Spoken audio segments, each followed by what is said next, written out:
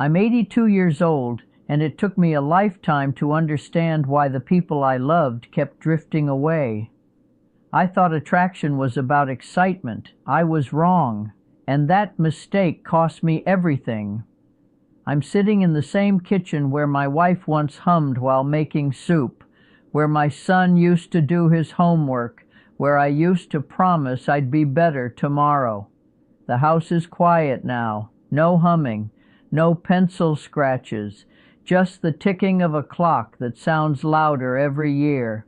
I want to tell you a story, not to impress you, not to teach you, just to leave something behind, in case it helps you keep what I lost. Before the mistake, I was charming when I was young. At least that's what people told me. It was 1965 and I was 21 years old, working at a small radio repair shop in Milwaukee. I wore my hair slicked back, smelled like motor oil and cheap cologne, and laughed too loud. I loved the way people looked at me when I walked into a room, like I carried a breeze with me, like something might happen. I met Eleanor at a diner on 3rd Street. She ordered the same thing every Thursday: grilled cheese, tomato soup, extra crackers. I noticed because I was the kind of man who noticed things, and then forgot them just as quickly. She had steady eyes, the kind that didn't flinch when you spoke, the kind that made you want to tell the truth.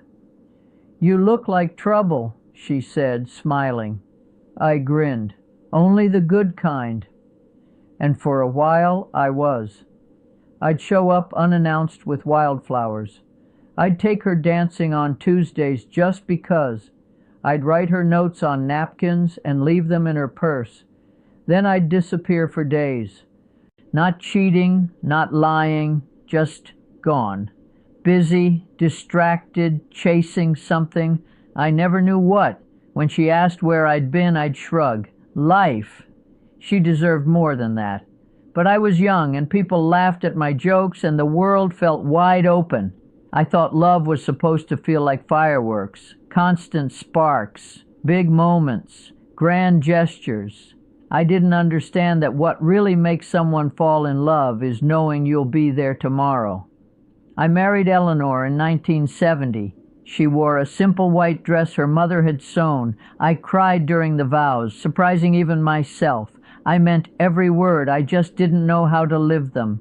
I worked sales, then management, then regional director. Promotions came fast. So did the praise. I'd come home glowing one week, exhausted the next. I'd bring roses on Friday, then spend Sunday distant, unreachable. She once said, "I never know which version of you I'm getting." I laughed. I thought she was joking. I was wrong. The mistake. The night that changed everything was November 12th, 1987. I remember because it was snowing sideways, thick, heavy flakes that stuck to your coat and melted into your collar. Eleanor had made pot roast, the kind that cooked all day, filling the house with that warm, oniony smell. I was late. Again. When I walked in, she was sitting at the kitchen table, the food untouched. "You forgot," she said. I sighed. "I didn't forget. I got held up." "By what?" "I didn't even know." She looked tired. Not angry. Just worn. "I can't keep doing this," she said. "Doing what?" "Waiting for you, guessing which version of you will come through the door." I pulled out a chair. "You're being dramatic." She shook her head. "You think love is surprise. It isn't. It's safety." I didn't understand that word back then. Safety sounded boring.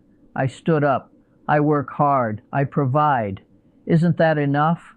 She looked at me like she was seeing me for the first time. "No," she said softly, "it isn't." We didn't fight. That's what scares me now. There was no yelling, just a quiet unraveling. 2 months later, she took Michael, he was 9, and went to her sister's. She left a note, 3 sentences. I kept it in my wallet for years. I thought she'd come back. I thought she was bluffing. I thought love waited. Realization. She didn't come back. I saw my son on weekends, sometimes. When work didn't get in the way, I'd take him to baseball games, buy him toys, let him eat ice cream for dinner. He liked me, but he didn't need me.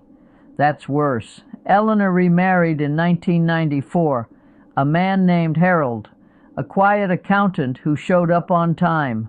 I laughed when I heard. An accountant. I told myself she'd get bored. She never did. I climbed higher in my career. Bigger offices, better suits, longer hours. I dated many times. They always said the same thing eventually. You're exciting, but I don't feel secure with you. I hated that word, secure.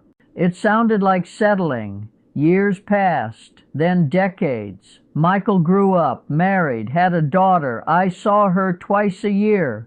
On my 60th birthday, I sat alone in a steakhouse and realized no one was going to surprise me.